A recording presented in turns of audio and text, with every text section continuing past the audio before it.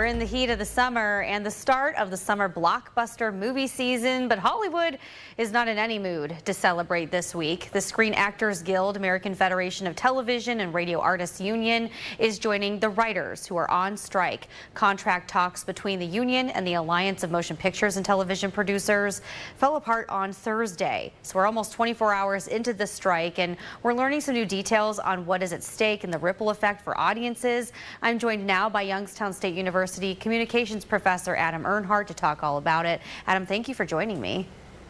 Happy to be here. So what are some of the top sticking points that the actors union and the writers are asking for in the new contract? Well, it's obviously easy to look at things like pay and healthcare, but really they're looking at major changes in the way productions are done, how films and television shows are made, and they're really kind of being thoughtful in terms of thinking into the future in the next 5 or 10 years and how artificial intelligence is going to really deeply impact their industry.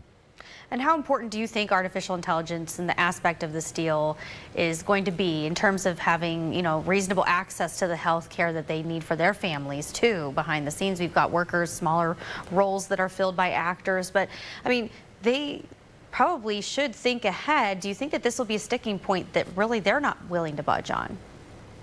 Yeah, I mean, first, when you think about the people who play, the bit parts, we like to call them, right? The smaller acting roles in some of the larger television series and even movies, they make very little money and they struggle to get good health care. I also think, when you look at the number of roles that they have to play over and over and over again, I mean, they really sometimes work a lot harder than the $1 million actors sometimes that we think of. And then, this really directly impacts all the people behind the scenes. I think about some of my former students now that have gone to LA to work. Some of them actually aren't even working in LA, but this kind of work stoppage really directly impacts them. People who are editing films, all of this kind of actions, it really impacts everybody in the industry, not just the actors, not just the writers. Now, what kind of impact could the strike have on the production of the new content? And what if, our anticipated shows are delayed, movies are not made? I mean, what do you think is going to happen here if this lingers for not just a couple weeks, but further?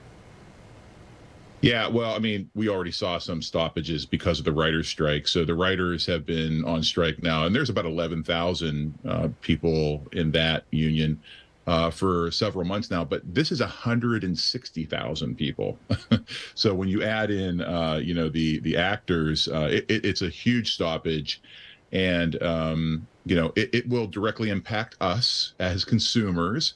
I think we're going to see, just like COVID, when things shut down, we saw less content. And I think with something like this, we're going to see even less content as well. The one side note I'll make is with AI, one of the sticking points that the actors have said is they want to be compensated when AI is used or whenever their likeness is used to create content. And obviously, this is a way that some of these production houses can turn. They can turn to AI to create some of this content when actors aren't available to them. Yeah, it sounds like the streaming platforms are trying to find ways to make money. They say this is just not super profitable yet. We'll see, and we'll see if they come to the bargaining table again. Adam, thank you for weighing in again on this big story. Yeah, thank you too.